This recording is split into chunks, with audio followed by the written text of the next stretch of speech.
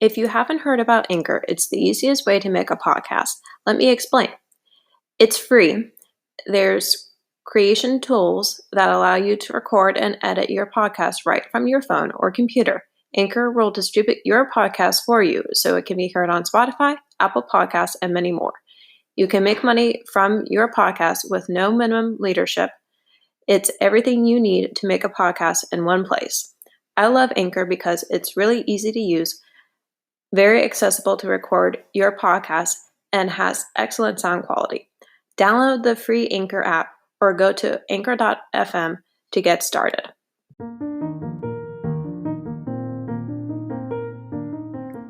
Hello, I am Jennifer Lynn Purcell, aka Virginia Butterfly, bringing to you a living with an invisible learning challenge where we will discuss the challenges and triumphs of those with NLD. I don't know if you're a new listener or not, but I would like to share with you where I get most of my articles for this podcast. I've recently learned about a nonprofit that I would really like to help. It's the NVLD Project. In addition to doing research on NVLD and working to get it back on the Diagnostic and Statistical Manual of Mental Disorders, that is the DSM, they provide support groups for those with NVLD. You can find the NVLD Project at www.nvld.org. All proceeds from this podcast and the ads will go towards the NVLD project. I will include the link for this in the description of the podcast. Please go to livingwithnld.com to learn more about my podcast. Also, I would like to announce that I now have created a YouTube channel for this podcast.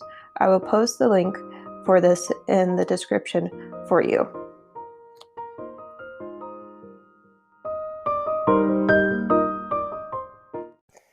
In today's podcast, we'll discuss what it's like trying to write an essay with NLD. I found this article, A Life Re-Examined, from the NVLD Project, which is about an individual who has NLD and their experience with writing. Quote, "Suffice to say, law school was one of the hardest experiences of my life. By my last semester, I was placed into an extra writing course by the end of the school year. One of the writing assignments was based on a potential client, a parent who wanted to know whether his daughter who had NVLD was entitled to something. I can't recall what. As I researched the criteria for NVLD and wrote the essay, I was floored.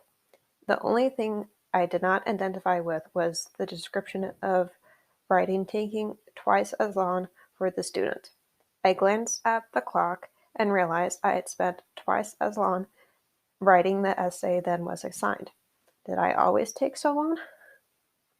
End quote. I can definitely relate to this individual, even though I don't know their name. I have had similar experiences with writing. When I try to write an essay, it's difficult for me to get all the words out of my head and onto the paper or computer screen. I can remember when it used to take me hours to just write a paragraph, and I would cry because it would be so difficult for me to write that small amount.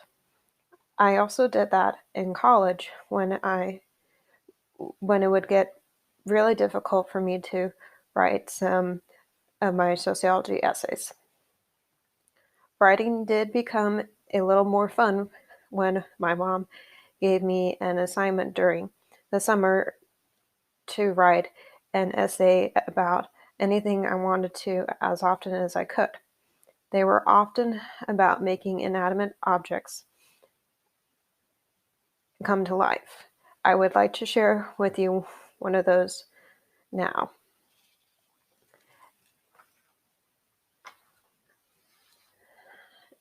So this is the essay. Do you have a pet or a thing you cherish or love? Well, I do, and it's a puppet koala bear. I was 6 years old when I got Christmas koala. I named her Christmas koala because I got her at Christmas time, and she's a koala. Funny name, right? I also like to call her CK for short. A friend got CK for me We'll call her Jane. And Christmas koala has been to all of the following places with me: Italy, England, Rome, Austria, Switzerland, Germany, and France. I know that seems like a lot of different places for a koala and an 11-year-old girl.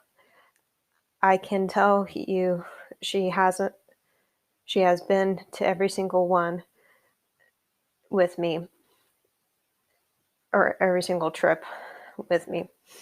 I like her because I can tell her stories and she will listen with all her heart and mind. I can also tell her secrets and she won't tell anyone. Lastly, I love her big bunches, so know that you can always express your feelings to a living or non-living thing, by Jennifer Purcell. So that was one of the essays I wrote on an inanimate object. And actually, I still have that koala bear today. I've had her since I was 5.5 years old. She is still in the same form I got her. She has some worn spots on her, but she's very cherished. I might post a picture of her on the website for you guys. So if you want to go see what she looks like, go to the website, which is livingwithnld.com. So, as I was saying, I always have to write several drafts to get to a perfect draft. I remember when I was applying to college, it took me from June to Thanksgiving Day, which was the deadline we were given to finish writing and revising our personal essays for college applications. Of course, I didn't write those essays without help from my mom for countless weekends. My brother also helped me write the last one that I discovered was required last minute the day before they were all due. I can also remember when I was in college, my mom would spend countless hours with me over FaceTime and Google Docs trying to help me write essays for my sociology classes. Since I was a sociology major in college, every assignment I had in my classes had included some form of something I had to write, whether it was a paragraph or an essay with like 3 or 5 pages. There were many tips that my mom came up with. I'll share with you 3 of them: stairs of logic, ladybugs versus trees, and reading out loud. My mom came up with something that we called the stairs of logic to help me know how to order sentences in a logical way, since most of the time I didn't automatically do it that way. This not only helped the essay sound more logical, it also gave more flow and sequence to it. And it was also fun because then we had our own inside joke, if you will, when we were writing essays. Ladybugs are the details that people with NLD tend to pay more attention to, and the trees represent the big picture that neurotypicals pay attention to. Usually NLDers, people with NLD, pay attention to details that tend to be pretty small and granular, not big picture, but we can train our mind to focus more on the big picture if we want to. This was a helpful tip because it taught me to remember the big picture in my essays and of the prompts when I was writing them. My mom also taught me to read my essays out loud to make sure I wasn't missing any words, because often when I would read them silently to myself, my brain would fill in the missing words. That was definitely a helpful tip because you don't want to miss any words with your essay, because if you do, they probably wouldn't make sense. I also had a graduate student instructor, or GSI, named Alex, who helped me with many of my sociology papers in his office hours. He was very helpful, thoughtful, and attentive with the help he gave me. He was my favorite GSI I had at UC Berkeley. I want to thank Alex for the countless office hour sessions that he would give me with revising essays. Alex would sometimes help me with drafts by commenting on the drafts I did of the essays to help improve them. He helped make sure I would understand the readings so I could write the essays more easily. He would also always willingly let me record our office hours, even when it was just the two of us. This helped me immensely because I was able to go back over the recordings to help me study for my oral exam and essays. He also let me record the discussions that were with the other students that were before the lectures. I learned how to not only write better from my mom's help, but I also learned many other tips like logic, determination, proofreading, and editing skills. I want to thank my mom for all of those countless hours, weekends, months, and years that she helped me with writing, because I wouldn't have been able to graduate without assistance from my mom, Alex, and everyone else that went above and beyond to help me. So whether it's trying to learn how to write an essay better, proofread it in more efficient ways, or getting all the words out of my mind and into the essay, I and others with NLD still struggle with these areas today. One thing I find helpful to use is the app called Fitbit. It automatically can tell you when you're exercising, help you keep track of your fitness goals, and remind you to walk around throughout the day. When you exercise regularly, everything else in life becomes easier, especially sleeping.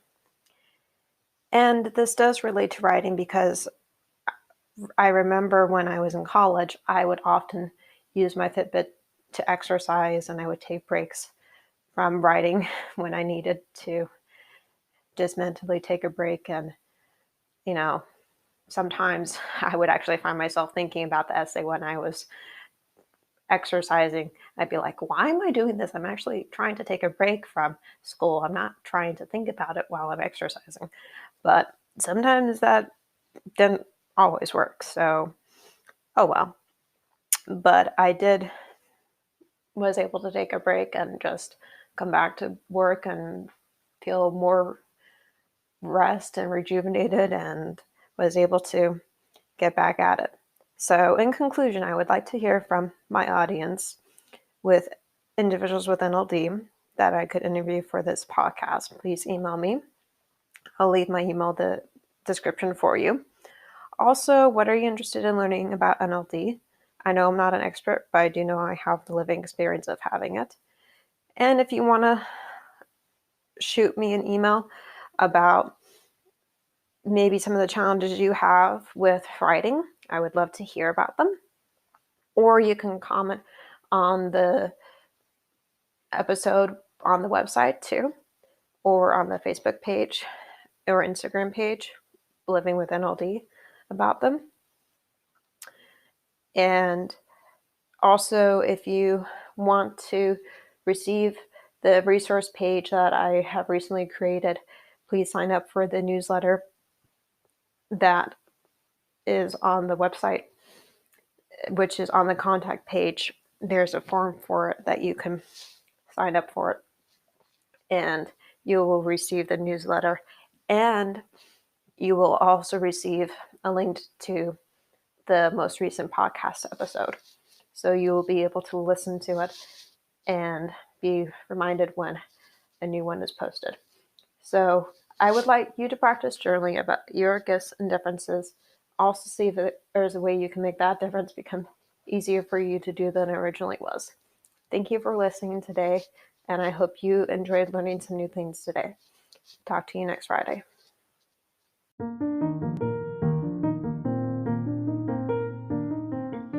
As I wrap up, there are some things I would like to share with you. I do have a website for this podcast. It is called livingwithnld.com. I also have a Facebook and Instagram page for this podcast. It is called Living with NLD. I will include the links for those in the description. In conclusion, I would like to hear from my audience. If you know individuals with NLD that I could interview for this podcast, please email me at livingwithnld@gmail.com. What are you interested in learning about NLD? I know I'm not an expert, but I do know I have the living experience of having it. I would like you to practice journaling about your gifts and differences. Also, see if there is a way that you can make that difference become easier for you to do than it originally was. Thank you for listening today, and please go to my YouTube channel and subscribe to it. Thank you. Bye.